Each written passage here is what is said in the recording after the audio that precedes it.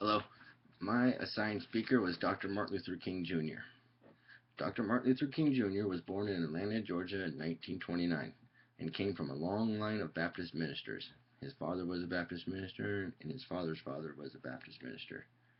Dr. Martin Luther King Jr. is widely considered the most influential figure of the American Civil Rights Movement. Dr. Martin Luther King fought to overturn Jim Crow segregation laws and eliminate social and economic differences between blacks and whites. Dr. Martin Luther King Jr. played a pivotal part in the boycott of Birmingham, Alabama's public bus system when Rosa Parks, another influential leader of the American Civil Rights Movement, refused to relinquish her bus seat to a white man in 1955. Dr. King utilized unique and sometimes controversial tactics and strategies to accomplish his goals. One example of this was his peaceful protesting. On December 20th, 1956, the Supreme Court ruled that segregated buses are unconstitutional and was a major victory for the civil rights cause. These and other actions gave Dr. King the credentials to become the national face for the civil rights movement. Dr. Martin Luther King Jr. was a man of peaceful intentions, but often found himself the target and victim of many relentless personal attacks and acts of violence, including being jailed over 20 times, being stabbed in the chest, and he had his house firebombed. His continuation after such incidents inspired many people. Dr. Martin Luther King Jr. worked tirelessly in the causes he believed in. In fact, between 1957 and 1968, Dr. King traveled over 6 million miles, delivering over 2,500 speeches, wrote 5 books, and dozens of articles.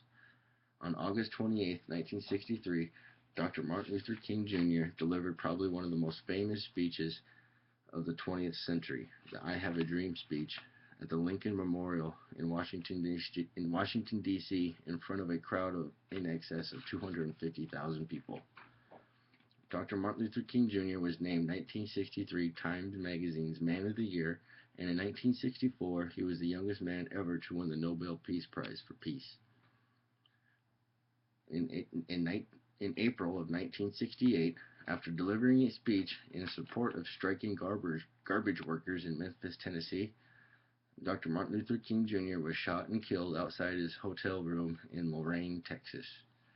President Ronald Reagan in 1983 signed a proclamation declaring the third Monday in January be Dr. Martin Luther King Jr. Day, a public holiday to celebrate the man and what he stood for.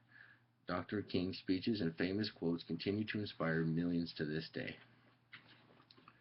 And this particular speech that I was assigned was one he gave on April 4th, 1967, to an audience at the Riverside Church in New York City against the war in Vietnam.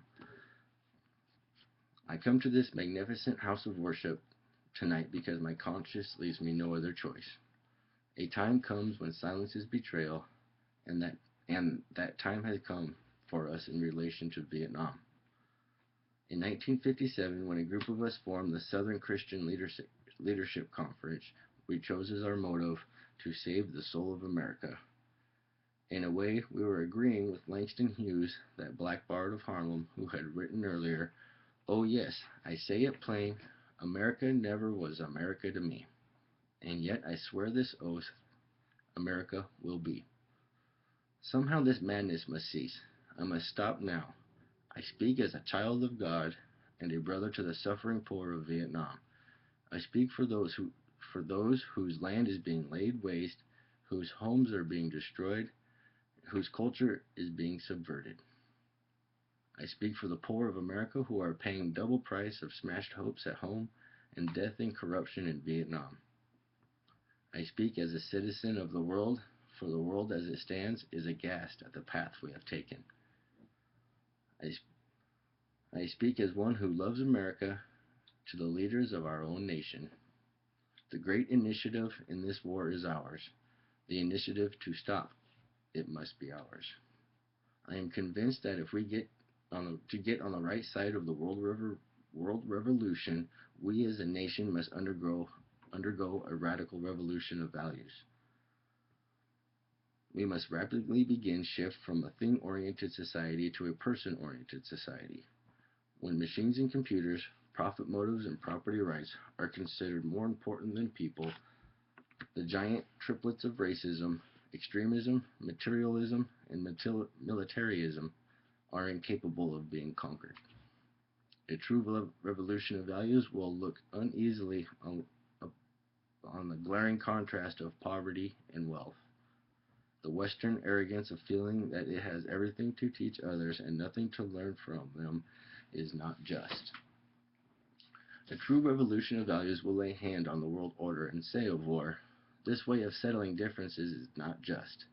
The business of burning human beings with napalm, of filling our nation's homes with orphans and widows, of injecting poisonous drugs of hate into the veins of people normally humane, of sending men home from dark and bloody battlefields, physically handicapped and psychologically deranged, cannot be reconciled with wisdom, justice, and love. A nation that continues year after year to spend more money on military defense than on programs of social uplift is approaching spiritual death. Let us begin. Let us rededicate ourselves to the long and bitter but beautiful struggle for a new world. Thank you.